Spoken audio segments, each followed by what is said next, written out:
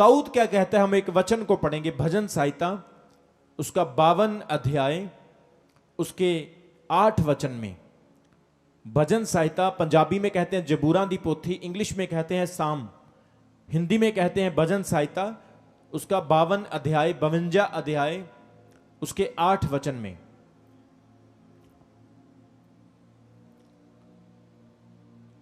दाऊद कहता है, परंतु मैं तो परमेश्वर के भवन में हरे जैतून के वृक्ष के समान हूं, मेरे परमेश्वर की करुणा सदा सदा के लिए भरोसा रखा है। एक बार फिर हम इस वचन को ध्यान से देखेंगे। परंतु मैं तो परमेश्वर के भवन में हरे जैतून के वृक्ष के समान हूं, मैंने परमेश्वर की करुणा पर सदा सदा के लिए भरोसा रखा है। सब बोलेंगे आमीन। यहां पर दाऊद अपना अनुभव लिख रहा है, दाऊद अपना एक्सपीरियंस लिख रहा है। दाऊद कहता है, मैं तो परमेश्वर के भवन में हरे जैतून के पेड़ के समान बना रहूंगा। आज परमेश्वर जितनी भी कलीसिया ऑनलाइन देख रही है, चर्च में बनी हुई है, आप सबको यही वचन देता है कि आपने परमेश्वर के भवन में बने रहना है। सब बोले हालेलुया। परमेश्वर के साथ जुड़े रहना है।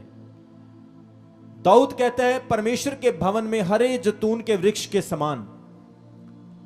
आप हरियाली में तब भी रह सकते हैं, सोके से बाहर तब भी आ सकते हैं, अपने जीवन की बुरी परिस्थितियों से तब भी बाहर निकल सकते हैं जब आप लोग प्रभु के साथ जुड़े रहेंगे, जब आप परमेश्वर के भवन के साथ बने रहेंगे।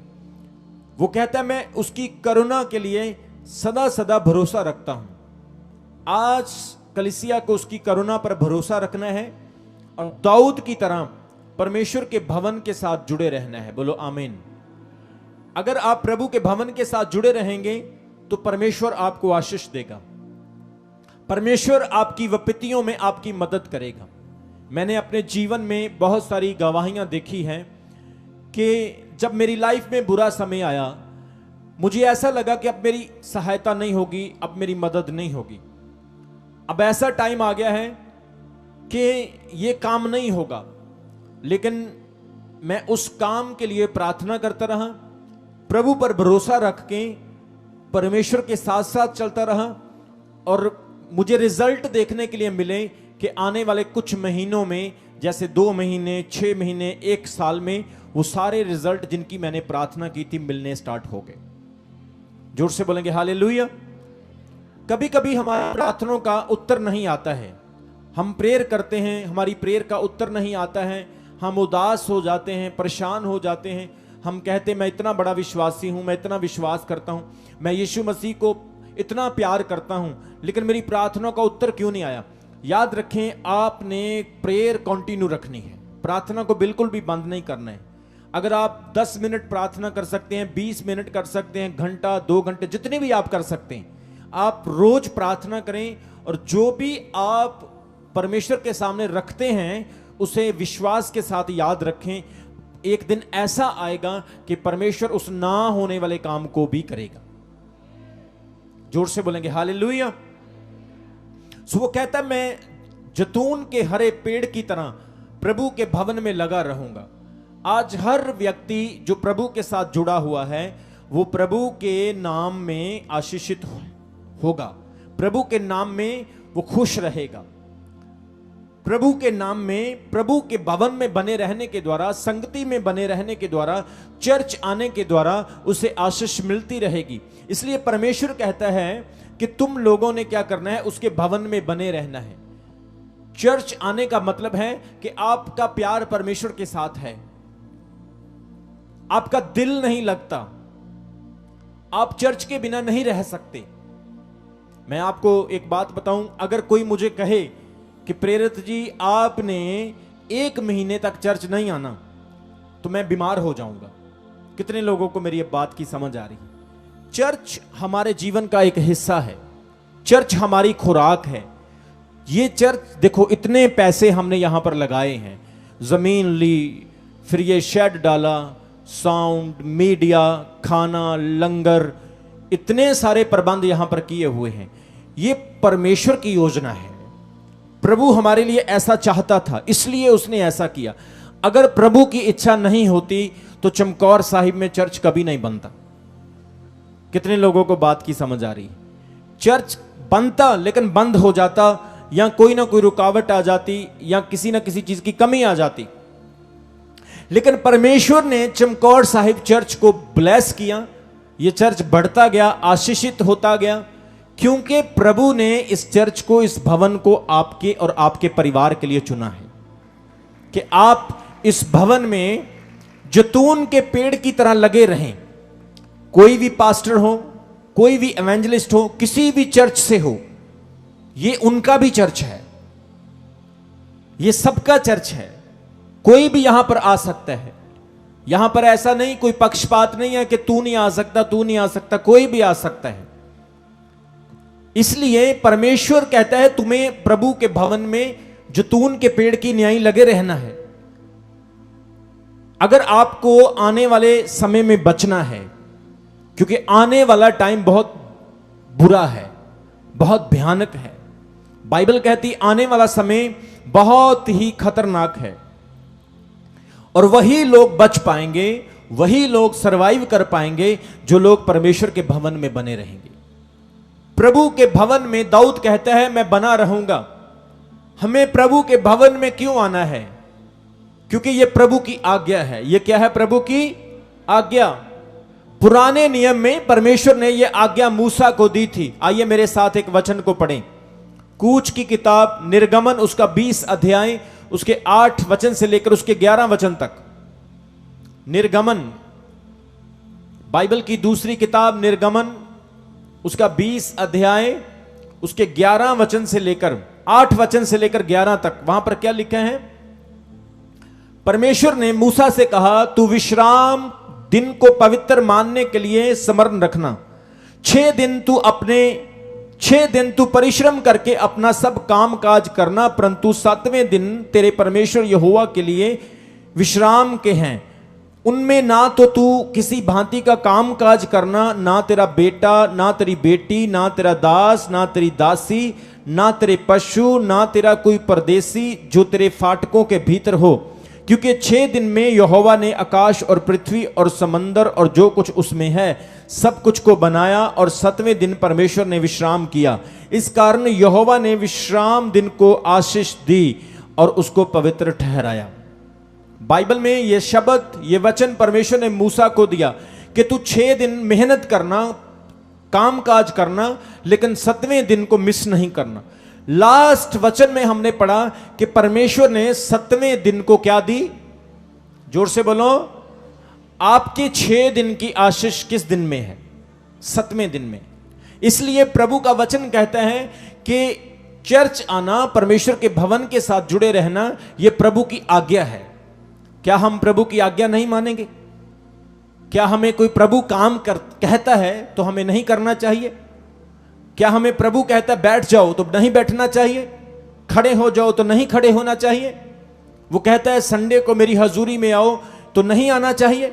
ये मेरी आज्ञा नहीं, ये किसी इंसान की आज्ञा नहीं, ये उस परमेश्वर की आज्ञा है जिसने आकाश और पृथ्वी को बनाया। तो अगर आप परमेश्वर की आज्ञा का उल्लंघन करते हैं तो बाइबल कहती है आप 6 दिन भी काम करेंगे, 7वें दिन भी काम करेंगे तो उसकी आशीष आपको नहीं मिलेगी।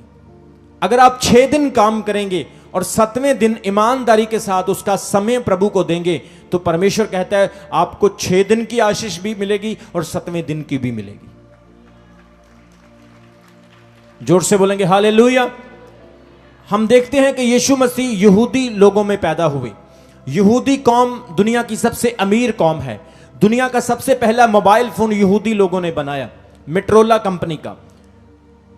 हर टेक्नोलॉजी, हर अंदरूनी और बाहरी हर एक चीज उन्होंने तैयार की। सोने, डायमंड्स, हीरे का बिजनेस उनका है। क्यों? क्योंकि यहूदी लोग कितने भी अमीर हों, कितने भी बिजी हों, उनका असूल है कि वो 6 दिन काम करेंगे और 7वें दिन वो सिनेगोग में, वो मंदिर में जो टेंपल सुलेमान ने बनाया वहां पर जरूर जाते हैं, हैकल में जरूर जाते हैं। और परमेश्वर ने उन्हें किसी चीज की कमी नहीं दी। खुदा आपको 6 दिन ही इतनी आशीष दे देगा कि आप 7वें दिन नाचते गाते हुए प्रभु के घर में आएंगे। जोर से बोलेंगे हालेलुया। इसलिए वो कहता है तू 6 दिन अपने काम कर और 7वें दिन जो परमेश्वर का विश्राम का दिन है वो तू मुझे दे, खुदा कहता है। आज जो लोग 7वां दिन भी खा जाते हैं, आगे उनके बच्चे भी ऐसा करेंगे, उनके बच्चे भी ऐसा करेंगे, आगे उनके बच्चे भी ऐसा करेंगे। और आज्ञाकारी का स्पिरिट नहीं, अनआज्ञाकारी का स्पिरिट उनकी फैमिली में, उनकी जनरेशन में चला जाएगा। और आगे से आगे, आगे से आगे, आगे से आगे जैसे वो संघर्ष कर रहे हैं, उनके बच्चे भी वैसे ही संघर्ष करते रहेंगे। अगर आप चाहते हैं कि परमेश्वर की ट्रू ब्लेसिंग आपकी लाइफ में आए तो कभी खुदा का समय नहीं खाना है, परमेश्वर का समय कभी नहीं खाना है। वो प्रभु का समय है, वो मेरा समय नहीं, वो उसका समय है, उसको देना है। बाइबल कहती है अदन के बाग में प्रभु के साथ आदम और हवा उसको समय देते थे। अब्राहम समय देता था, एलिया अलीशा समय देता था, दाऊद प्रभु को समय देता था। लेकिन आज के समय में हम इतने बिजी नहीं हैं जितने उस समय के लोग बिजी थे। आज के टाइम में आपके पास हजार बल्द नहीं, आपके पास 500 भेड़ें और बकरियां नहीं। आज के समय में आपको दूध निकालने के लिए तारा चोनली नहीं जाना पैंदा। आज के समय में आपको खेती नहीं करनी पड़ती। आज के समय में आपको दूर दूर चल के नहीं जाना पड़ता। रिश्तेदारी बहनों भाइयों में आपको यात्रा नहीं करनी पड़ती। आज का समय बड़ा इजी हो गया है। उस समय में लोगों के पास टाइम नहीं था, फिर भी वो खुदा का टाइम नहीं खाते थे। लेकिन आज के समय के लोग तो विले रहते हैं, फिर भी खुदा को समय नहीं देते। इसीलिए बाइबल कहती है उनकी लाइफ में ट्रू ब्लेसिंग नहीं है। रियल ब्लेसिंग, ट्रू ब्लेसिंग तब आएगी जब हम खुदा का समय ईमानदारी के साथ उसे देंगे। जोर से बोलेंगे आमीन, जोर से बोलेंगे हालेलुया। प्रभु कहता है तू 6 दिन अपना काम करना और 7वें दिन मेरे घर में आना। ना तू, ना तेरा दास, ना तेरी दासी, ना तेरी बेटी, ना तेरा बेटा, ना तेरा परदेसी कोई भी काम ना करे। यह बड़ा सख्त नियम था उस वक्त। अगर मैं काम नहीं कर रहा हूं, मेरे दास काम कर रहे, मेरे नौकर काम कर रहे, वो भी गलत है। यह बड़ा कठोर नियम था। मूसा को जो लॉ खुदा ने दिया वो बड़ा सख्त था। इसलिए बाइबल क्या कहती है कि जो लोग परमेश्वर का समय खाते हैं वो प्रभु की अनाज्ञाकारी करते हैं। क्या यह अच्छी बात है कि हम प्रभु की अनाज्ञाकारी करें? हम भूतों की तो आज्ञाकारी करते हैं लेकिन परमेश्वर की आज्ञाकारी करते। हम दुष्ट आत्माओं के नियमों को तो पूरा करते हैं लेकिन परमेश्वर के नियमों को टाल देते हैं। बाइबल कहती है कि वो लोग बड़े उल्टे काम करते थे लेकिन जब खुदा का काम करना होता था तो वो ढीठ थे और ढीले पड़ जाते थे। लेकिन परमेश्वर कहता है आपकी लाइफ में ट्रू ब्लेसिंग तब आएगी जब आप परमेश्वर की आज्ञा को मानेंगे। ये मेरी आज्ञा नहीं, ये किसकी आज्ञा है?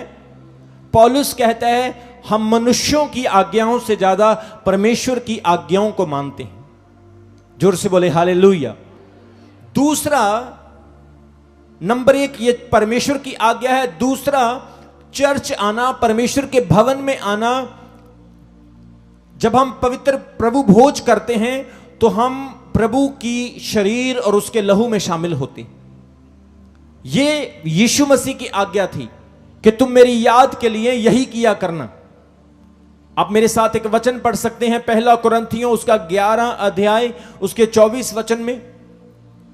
वहां पर लिखा है और धन्यवाद करके उसने रोटी तोड़ी और कहा यह मेरी देह है जो तुम्हारे लिए है, मेरे स्मरण के लिए यही किया करना। यीशु मसीह ने कहा कि जब तुम चर्च जाते हो तो वहां पर जाकर तुमने रोटी तोड़नी है और दाखरस लेना है जो मेरे शरीर और मेरे लहू के निमित्त है।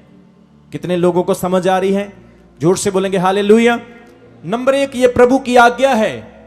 नंबर 2 चर्च आना, परमेश्वर के भवन में आना, प्रभु भोज लेना बहुत जरूरी है। जो व्यक्ति, बाइबल कहती है, प्रभु के लहू और उसके मांस में साझीदार नहीं होता है वो कमजोर है, वो आत्मा में मर चुका है, वो स्पिरिट में, उसके आत्मा में, उसके स्पिरिट में, उसके जीवन में लीकेज है। इसलिए पहली आज्ञा है दूसरा, हम संगति करें, यह प्रभु का हुक्म है। चाहे वीकली चर्च हो, चाहे कॉटेज मीटिंग हो, चाहे ग्रुप मीटिंग हो, चाहे संडे मीटिंग हो। आप बाइबल पढ़ के देखो, पहली शताब्दी की कलीसिया रोज इकट्ठे होते थे।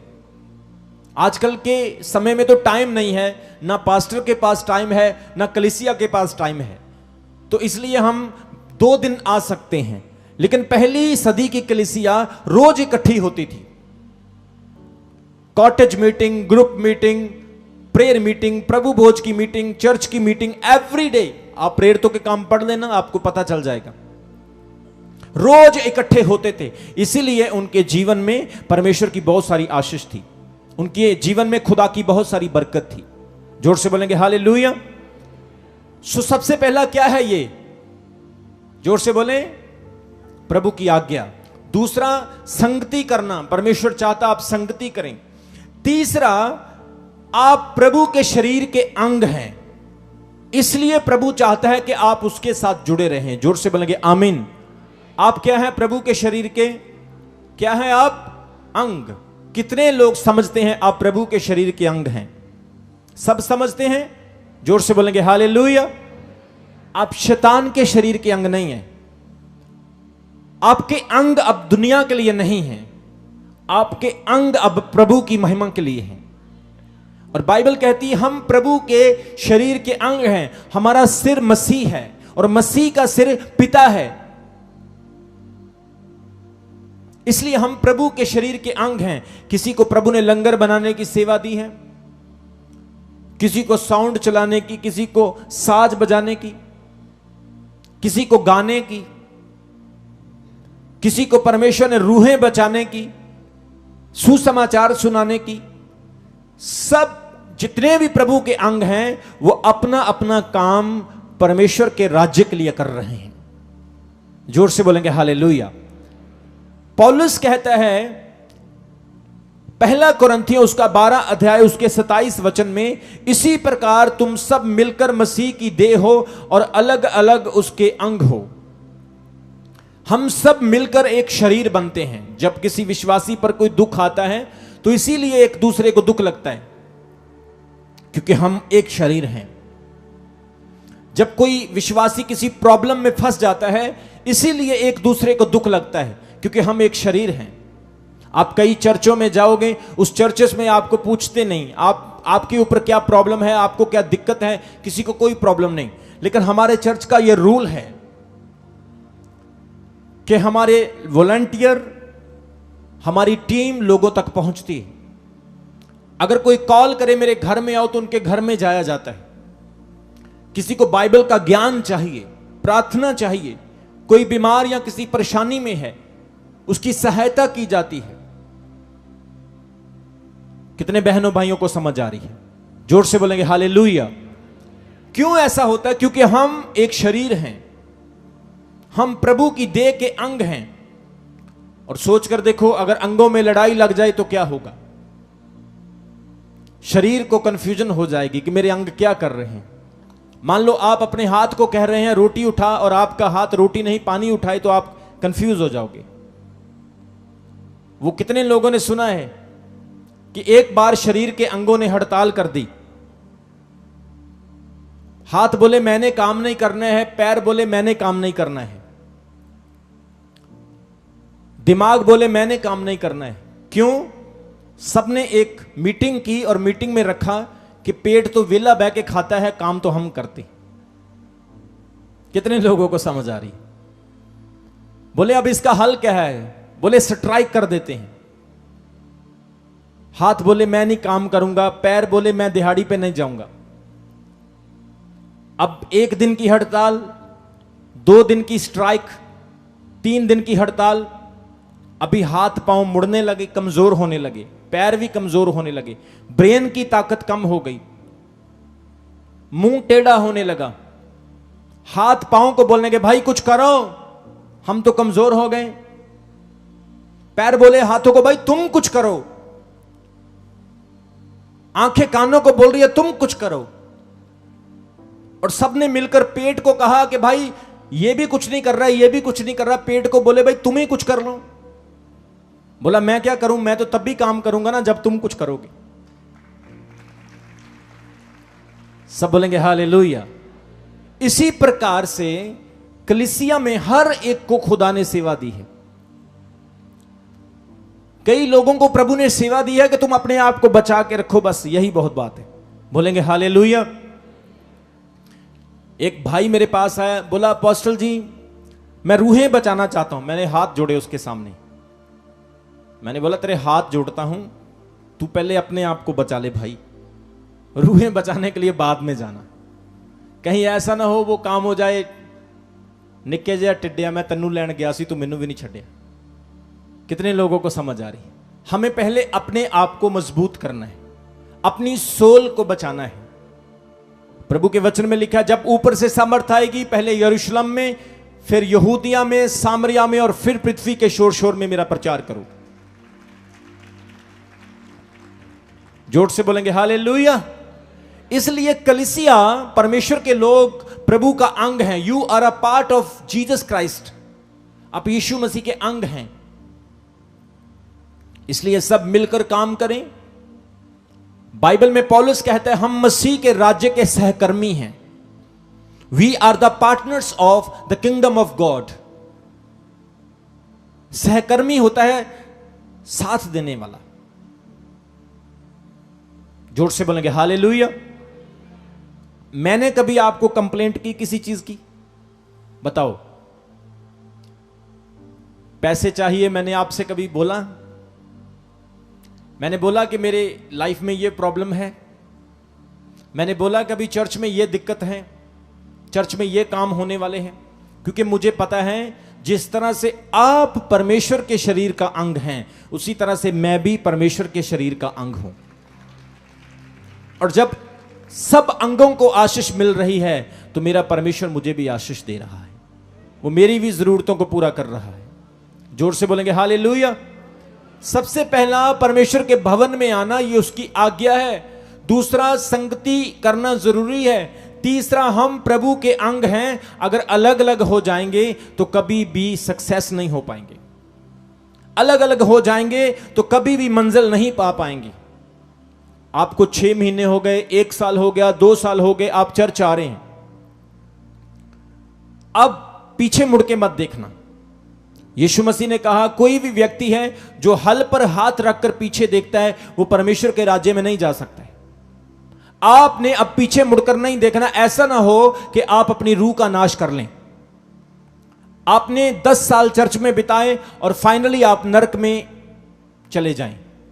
इसलिए प्रभु में बने रहना, परमेश्वर की सेवा करते रहना, परमेश्वर के साथ जुड़े रहना। परमेश्वर आपसे प्यार करता है क्योंकि आप उसकी देह के अंग हैं। सब बोलेंगे हालेलुया। मैं आपको स्वर्ग में देखना चाहता हूं। बोलो आमीन। ऐसा ना हो कि कोई व्यक्ति नरक चला जाए और वो बहुत बड़ा विश्वासी हो और उसे वहां पर मिला जाए, अरे यार तू यहां पे क्या कर रहा है, तू तो बड़ी सेवा करता था, नाच नाच के आराधना करता था, तू यहां पे क्या कर रहा है। जो पाप आप अनजान में करते हैं प्रभु ने क्षमा करेगा। बोलो आमीन। लेकिन जो पाप आप जानबूझ के करते हैं उनकी क्षमा नहीं मिलेगी।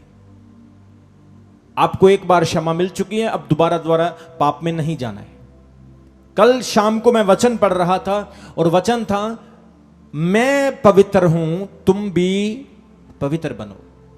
प्रभु कहता है I am holy so be holy. आप भी पवित्र बने। पवित्र बनकर देखो कितना आनंद आता है, कितना मजा आता है।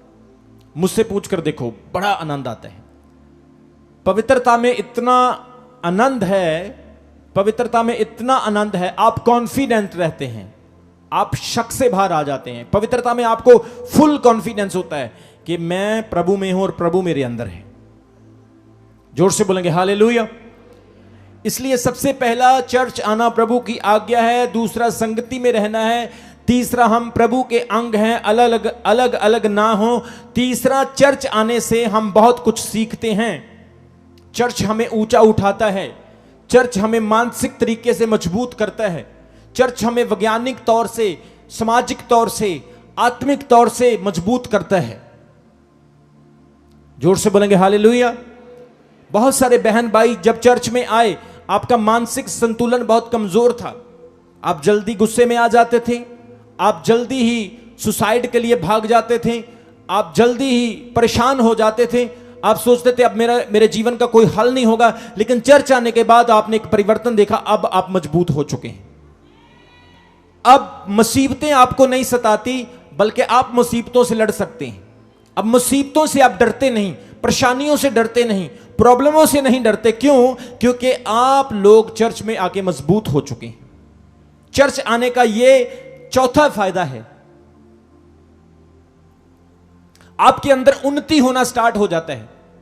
आपके बोलने का तरीका बदल जाता है, चलने का तरीका बदल जाता है, कपड़े पहनने का तरीका बदल जाता है, आपकी सोच, आपके विचार, आपके खाने का तरीका, आपके बनाने का तरीका, आपके पहनने का तरीका, आपके बच्चों में परिवर्तन आता है, आप में परिवर्तन आता है। आप पाप करने से डरते हैं, आप झूठ बोलने से डरते हैं, आप लोग अपने बच्चों को गलत कामों से रोकते हैं। वो फोन यूज करेगा, आप उसको देखेंगे, वो बाहर जाएगा, आप उसका ध्यान रखेंगे। लेकिन जब आप प्रभु में नहीं होते, आपको तो अपना पता नहीं होता, बच्चों का क्या देखना है। कितने लोगों को समझ आ रही मेरी बात की? यही प्रभु में आने का फायदा है, आप अलर्ट हो जाते हैं। परमेश्वर आपको अंदर से उन्नति देता है, तरक्की देता है, आपको फलवंत करता है। परमेश्वर अंदर से आपको मजबूत करता है। आप डरते नहीं, घबराते नहीं, जादू टोने से नहीं डरते, दुष्ट आत्माओं से नहीं डरते, विरोधियों से नहीं डरते, क्योंकि यह चर्च आने का फायदा है। यहां पे एक अनॉइंटिंग काम कर रही है, यहां पे एक ग्रेस काम कर रही है, यहां पे एक पैरा लगा हुआ है, यहां पे परमेश्वर की सामर्थ हर वक्त मूव करती रहती है। और जब आप इस बाड़े में आते हैं, आप ऑटोमेटिकली चेंज हो जाते हैं। जोर से बोलेंगे हालेलुया। आपका वीजा रिफ्यूज हुआ, चर्च आने के द्वारा आप परेशान नहीं हुए। आपकी नौकरी चली गई, आप परेशान नहीं हुए। आपके परिवार में कोई छोटा मोटा हादसा हो गया, आप परेशान नहीं हुए। क्यों? क्योंकि आप प्रभु में हैं और प्रभु आपको मजबूती देता है, स्ट्रेंथ देता है, और समय आने पर वो आपके लॉसेस को बेनिफिट में बदल देता है। समय आने पर वो आपके घाटों को प्रॉफिट में बदल देता है। यही परमेश्वर की हजूरी में आने का फायदा है। जोर से बोले आमीन। प्रेरित पौलुस गलातियों 5 अध्याय उसके 22 वचन में कहता है, जब तुम परमेश्वर के साथ जुड़ते हो, तुम्हारे अंदर आत्मा के फल आते हैं। क्या आते हैं? प्रेम, आनंद, शांति, धीरज, कृपा, भलाई, नरमाई, संयम। ये पवित्र आत्मा के फल तुम्हारे अंदर आना स्टार्ट हो जाते हैं। ये किसी दुकान से नहीं मिलेंगे, वहां पर दूसरे फल मिलेंगे, लेकिन पवित्र आत्मा के नहीं मिलेंगे। पवित्र आत्मा के फल सिर्फ यीशु मसीह के पास है। जोर से बोलेंगे आमीन। सबसे पहला प्रभु की आज्ञा, दूसरा संगति करना, तीसरा चर्च आप प्रभु के अंग हैं, चौथा चर्च आने से आप बहुत कुछ सीखते हैं। कई लोगों को बोलने का तरीका नहीं होता, ज्ञान नहीं होता, नॉलेज नहीं होती, लेकिन चर्च आने से आप शार्पेस्ट बन जाते हैं। आपको परमेश्वर की पहचान हो जाती है, सच्चा परमेश्वर कौन है और झूठा परमेश्वर कौन है। आपको पहचान हो जाती है, रियल खुदा कौन है, कौन परमेश्वर है, उसके गुण क्या है, उसकी विशेषताएं क्या है। लेकिन जब हम प्रभु में नहीं थे, हम हर चीज पर आंखें बंद करके विश्वास कर लेते थे। लेकिन अब हमें पता चल गया कि एक सच्चा परमेश्वर है, एक ही परमेश्वर है। जोर से बोलेंगे हालेलुया। अगला पॉइंट है, जब आप चर्च आते हैं, आप आत्मिक आर्थिक तरीके से उन्नति करते हैं, क्योंकि यीशु मसीह ने कहा, जहां 2 या 3 मेरे नाम के लिए इकट्ठे होंगे, मैं वहां पर क्या हूं? हाजिर हूं। जब आप चर्च में आते हैं, प्रभु आपके बीच में होता है। जोर से बोले आमीन। इस वक्त यीशु मसीह हमारे बीच में है। मैं वचन सुना रहा हूं, आप सुन रहे हैं, और वो खुश हो रहा है हमें देख करके। जोर से बोले हालेलुया। इसलिए वो कहता है, जब तुम परमेश्वर के घर में आते हो, तुम्हारा आर्थिक जीवन बदलता है, तुम्हारा फाइनेंशियल जीवन बदलता है, तुम्हारी परिस्थितियां चेंज होती है, परमेश्वर की उपस्थिति तुम्हारे बीच में होती है, आपको आशीष मिलती है, ब्लेसिंग मिलती है, खुदा आपको और ज्यादा ब्लेस करता है। आप एक अच्छे व्यक्ति होते हैं, आप अच्छा समय व्यतीत कर रहे हैं, आप अपने समय को गवा नहीं रहे, आप अपने समय को सही जगह पर इन्वेस्ट कर रहे हैं। जोर से बोलेंगे हालेलुया। मेरे साथ एक वचन पढ़ो, उसके बाद हम प्रार्थना करेंगे। भजन संहिता उसका 84 अध्याय उसके 10 वचन में, जबूरां दी पोथी भजन संहिता साम चैप्टर 84 वर्स 10। भजन संहिता उसका 84 अध्याय उसके 10 वचन में पढ़ेंगे।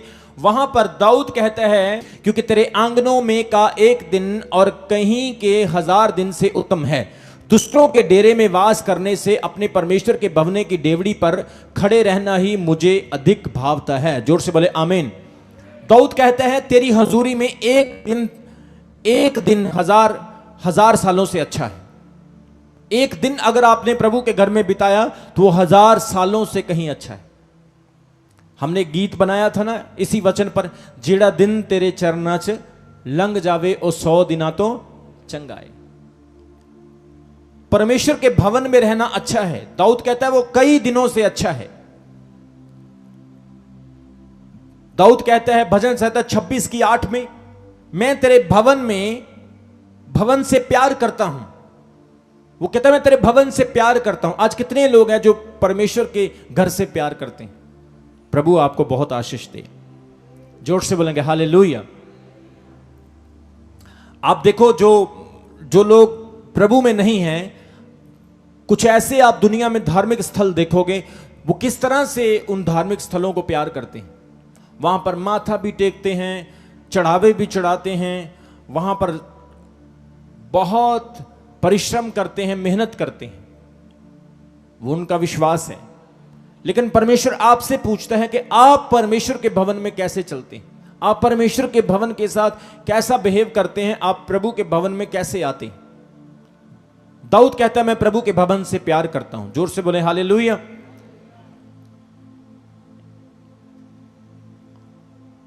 अगला पॉइंट है, आप मजबूत होते हैं, आपका रिलेशन खुदा के साथ स्ट्रांग होता है। अभी आप बैठे हैं, मुझे एक चीज बताओ, आप कितना कुछ सीख रहे हैं? नहीं तो आप सुबह से आप जब से उठे हैं, आप कुछ ना कुछ दुनियावी ही सोच रहे थे।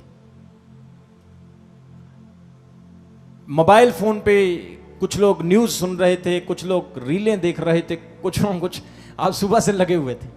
लेकिन जैसे ही आप प्रभु के भवन में आए, आपको एक फीड मिला, आपको एक खुराक मिला।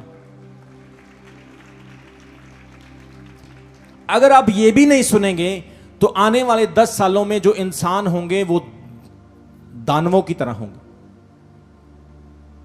अगर आप वचन नहीं सुनेंगे तो आने वाले 10 सालों में आपका दिमाग, आपका शरीर, आपका ब्रेन ऐसा हो जाएगा जैसे राक्षस होते हैं। क्योंकि परमेश्वर का वचन अंदर नहीं होगा, पता ही नहीं चलेगा। जो डाउनलोड करोगे वही काम करेगा। मेमोरी कार्ड में जो होगा वही स्क्रीन पे आएगा। अभी आपके मेमोरी कार्ड में सारा दुनियावी माल डाटा पड़ा हुआ है तो वही दिखाई देगा ना। कितने लोगों को समझ आ रही है? जोर से बोलेंगे हालेलुया।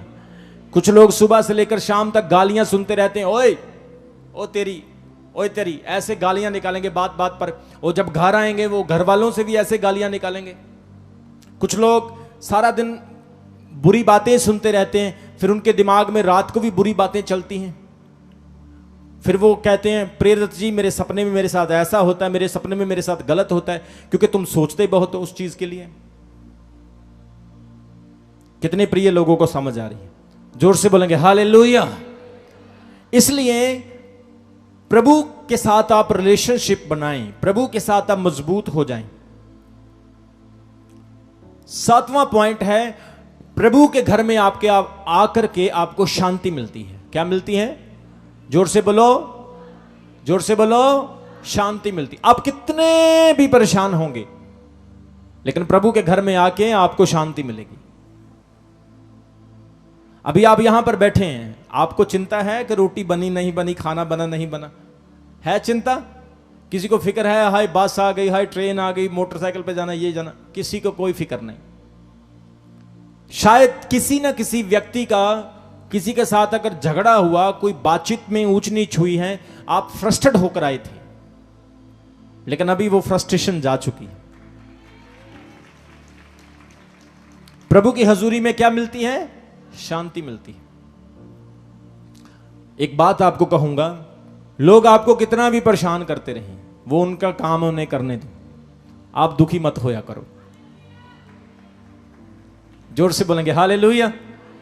कई बार हम बड़ा इसने मेरे बारे में ऐसा बोला, उसने मुझे ऐसा कह दिया, हाय मैं मर गई, मैं अब छोड़ूंगी नहीं है। इस भाई ने मेरे को ऐसा बोल दिया, उसने मेरी बेइज्जती कर दी, उसने मेरे लिए ये कर दिया। उनका काम ही यही है।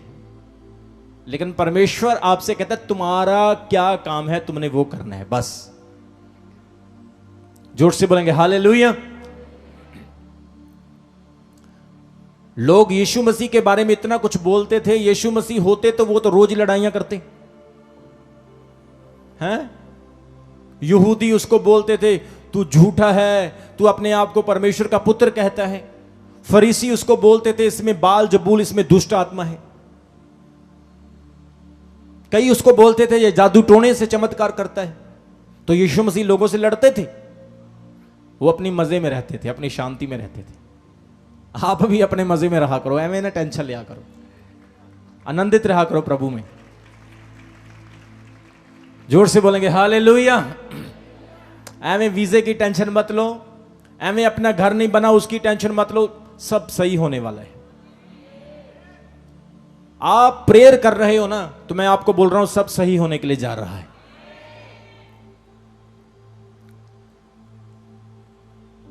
छठा है कि आप मजबूत होते हैं, आपका रिश्ता मजबूत होता है। और सातवां है वो आपको क्या देता है, शांति। शांति क्या है, अंदर भी और बाहर भी। ऐसा नहीं है आपका नाम शांति है तो आप शांति हैं। हमारे गांव में एक बहन थी, उसका नाम शांति था। रोज छत पर चढ़कर लोगों को गालियां करती थी, रोज गालियां निकालती थी लोगों को। और नाम क्या था उसका, बोले ये किसकी आवाज आ रही है, शांति की आ रही है। कितने लोगों को समझ आ रही है। आप अपनी शांति में रहो, शैतान को भाड़ में जाने दो, आप स्वर्ग की तैयारी करो। जोर से बोलेंगे आमीन। शांति यीशु मसीह ने कहा मैं तुम्हें दूंगा।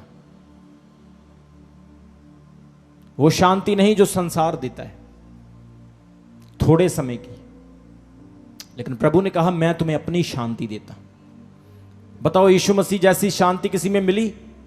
उसे कोड़े मारे वो बोला, उसे बैंतों की मार पड़ी वो बोला, उसे कीलें ठोकी गई वो बोला, उसे सलीब पर लटका दिया गया वो बोला, उसे कब्र में दफनाया गया उसने कुछ कहा, उसके मुंह पर थूका, उसकी दाढ़ी को नोचा वो कुछ बोला, क्योंकि वो जानता था कि बेटा जो करना है कर लो, तुम्हारा बाप तीसरे दिन फिर जिंदा होने वाला है।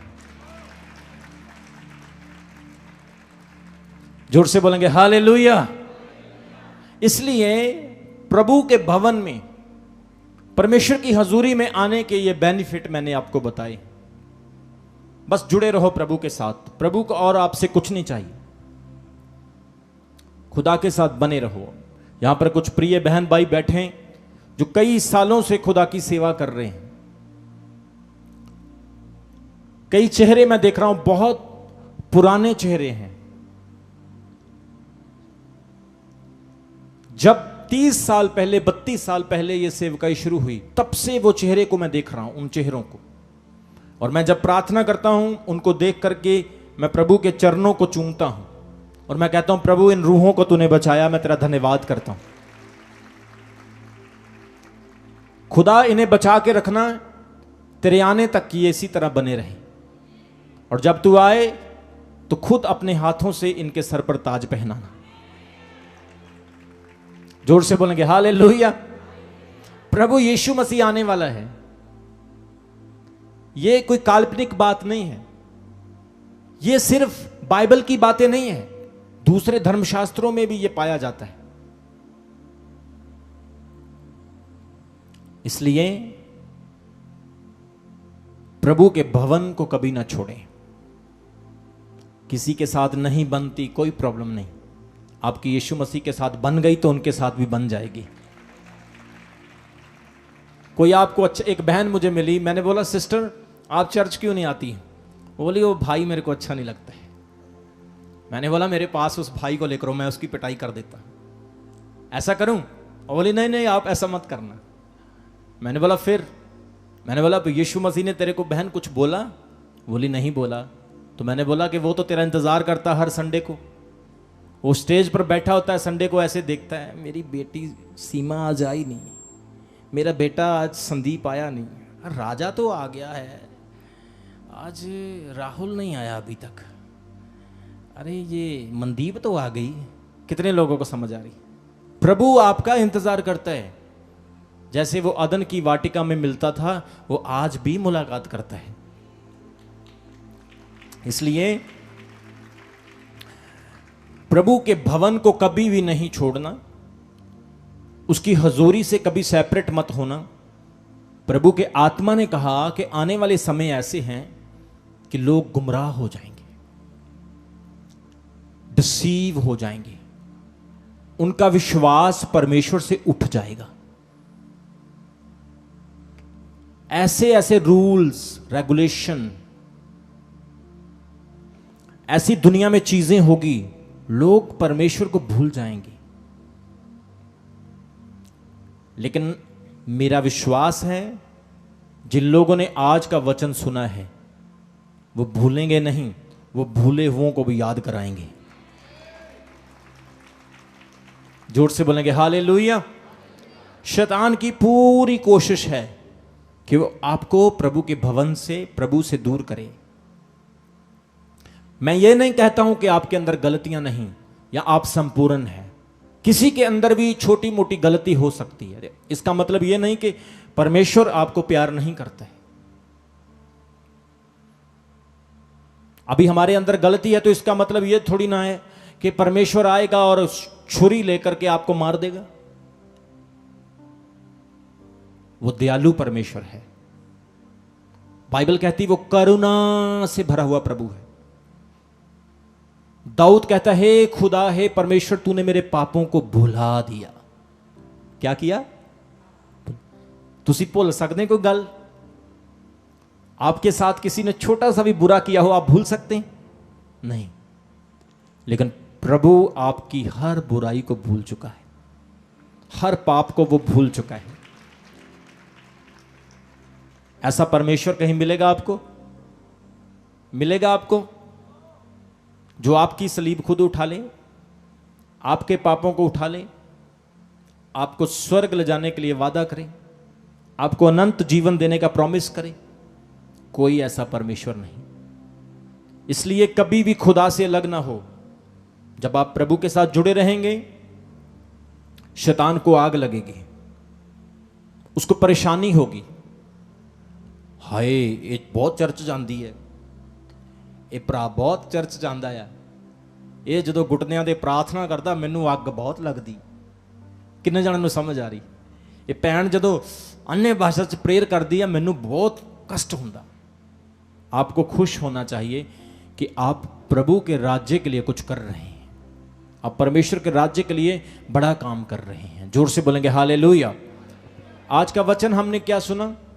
दाऊद कहता है मैं जैतून के हरे वृक्ष की तरह प्रभु के भवन में लगा रहूंगा। अभी हमारे चैनल को सब्सक्राइब करें। हमारे चैनल का नाम है रमन हंस मिनिस्ट्रीज और नीचे दिए गए बेल आइकन पर प्रेस करें।